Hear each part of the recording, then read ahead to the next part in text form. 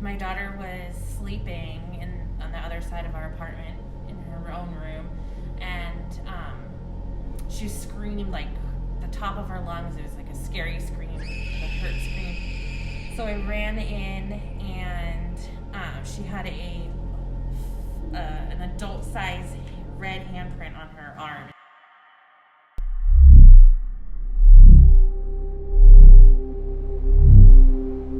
Tucked away in the back hills of Camarillo, California, lies what used to be the Camarillo State Mental Hospital, one of the most well-renowned places in the country where many medical advancements were theorized and tested in the 20th century. From 1936 to 1997, this institution would care for over 7,000 men, women, and children.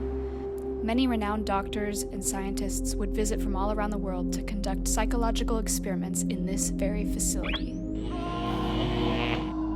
Before the advancements on modern medicine and science in the 40s, many questions surrounded the ideas of being able to treat and cure mental illness. Treatments of shock therapy, lobotomies, and insulin shock therapy were tested often on psychiatric patients. Over 1,000 patients lost their lives due to malpractice of medicine, treatments, illness, and even suicide in this very facility. Back in these days, mental illness was not talked about or treated delicately. Instead, many people would turn away their sick ones and mentally disturbed ones to these very facilities with little or no intention of bringing them home. A place hidden from the world where people would often never be heard from again. It is no question that this location is a very active spot for paranormal activity. Although majority of the campus has now been converted into what is now the Camarillo State University of Channel Islands, there are parts of this property that have remained untouched since the hospital's doors were closed in 1997, making it the ideal location for a paranormal investigation. Accounts of staff and students being touched and tormented by spirits are common. Other reports from local police department and janitorial staff report hearing voices, having doors slammed on them, and spotting multiple apparitions in clear daylight. It's clear that many of the spirits that still roam this property are distressed, and we hope this investigation will help us connect with these spirits and understand why.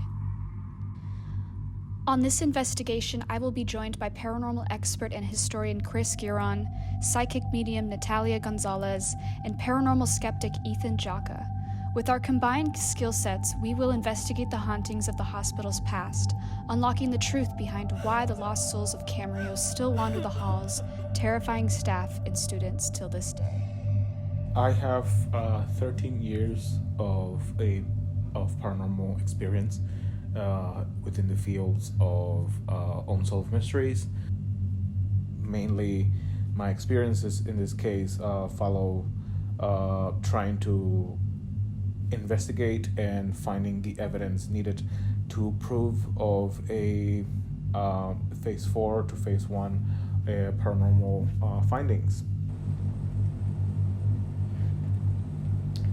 The fact that I can feel energies around me, and all the knowledge we have, or how we could help all these entities trapped in the hospital. So a lot of them do not reach out to you just because they want to hurt you or they want to scare you, but because they need something from you. Welcome to the Camarillo State Mental Hospital.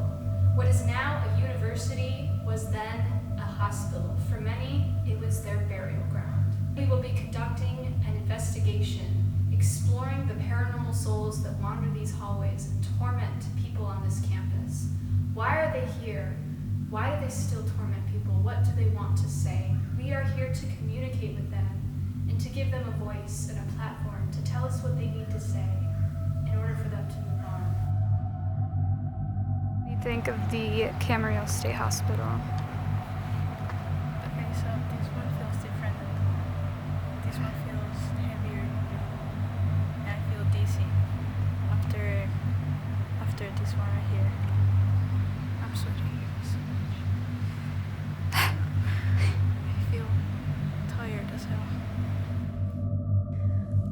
Upon first glance, me and Natalia felt a very heavy presence of energy throughout the building. It's clear that something still resides throughout these vacant corridors. Are there patients wandering around looking for a nurse to help them? Or is there something else here, a presence much greater than anything we would expect? We are about to find out. For the first 10 minutes of our investigation, we experienced no strange phenomena near the west entrance. We decide to move further into the center of the ward where we believe we felt we had the strongest energy upon earlier investigation. As we make our way to the only accessible staircase leading to the top floor, our high-intensity microphone catches something above us on the top floor.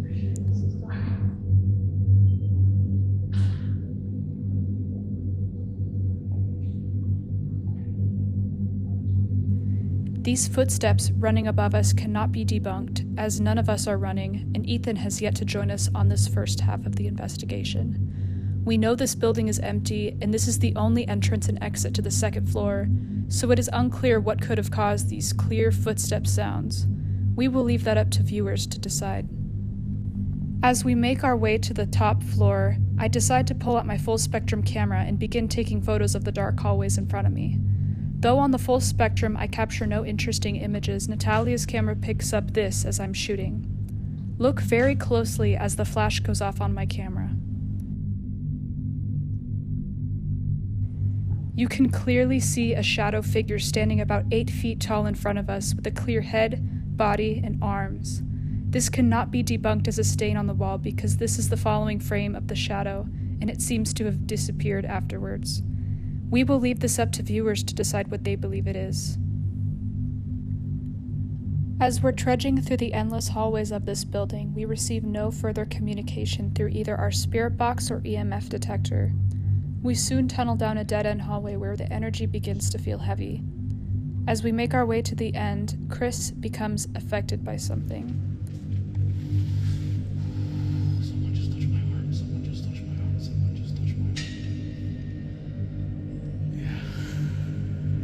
In this clip, you can clearly see the goosebumps and hairs sitting on Chris's arm as he claims a hand has grabbed him. We immediately decide to conduct another EMF session to see if we can try to communicate with the spirit who touched Chris's arm. As we move towards a mirror close by, we immediately begin receiving EMF responses.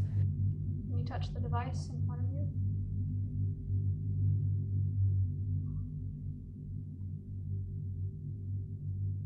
This response was compelling because it is often theorized that mirrors serve as a portal between our world and the next, acting as a doorway for spirits to come and go. Was this the energy of a spirit entering or exiting through this mirror? As we begin to head back downstairs to let Ethan inside the building, I hear a sudden interference in my walkie-talkie.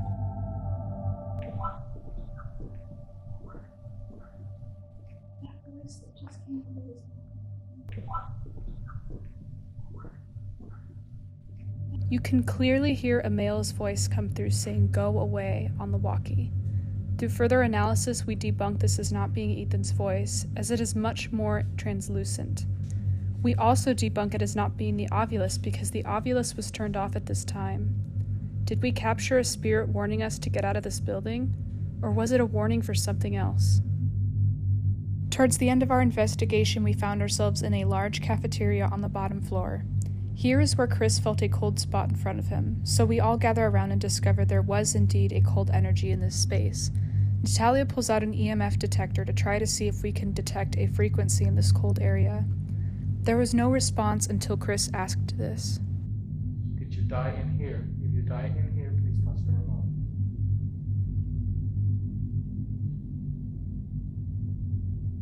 When Chris asked the spirit if they died in this room to touch the device, the EMF device on command would light up, answering his question.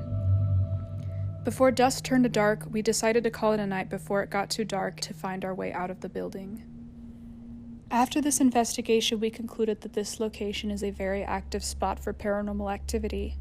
These spirits want to communicate with us, and they want us to understand how they died, because they need help understanding why they died. These sick and mentally disturbed people were often left here by their families with little to no explanation, and often died without one. I feel that it is our job as living humans to help communicate with them in order to help them get answers so that they are able to find peace and move on.